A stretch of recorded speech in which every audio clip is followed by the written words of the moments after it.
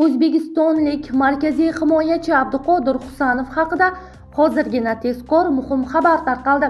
Assalomu alaykum. Tezkor hamda muhim yangiliklarni o'tkazib yubormaslik uchun like hamda podpisatsiya tugmachalarini bosib qoldirishni unutmang. O'zbekiston milliy terma jamoasi himoyachisi Abduqodir Husanov Manchester City'ning Arsenalga qarshi Angliya Super Kubogi uchrashuvida asosiy tarkibda maydonga tushdi. Biroq manchesterliklar yangi mavsumni 0-3 hisobidagi mag'lubiyat bilan boshladi. Husanov uchrashuv davomida 63 ta uzatmaning 58 tasini aniq amalga oshirdi. Bu 92% aniqlikni tashkil etdi. SofaScore portali esa o'zbekistonlik futbolchining harakatlarini 6.9 ballga baholadi.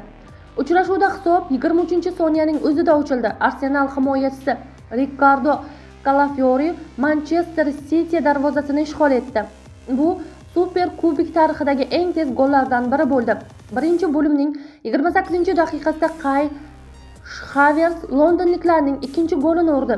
Ikkinchi bo'lim boshlanganidan ko'p o'tmay jamoa sardori Martin Edegor hisobni 3-0 ko'rinishiga keltirdi.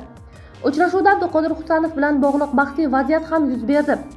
Calafiori o'zbekistonlik himoyachi bilan to'qnashganidan so'ng jarima maydonida yiqildi va penalti talab qildi. Biroq bosh hakam Sem Barrot futbolchini simulyatsiyasi uchun ogohlantirdi.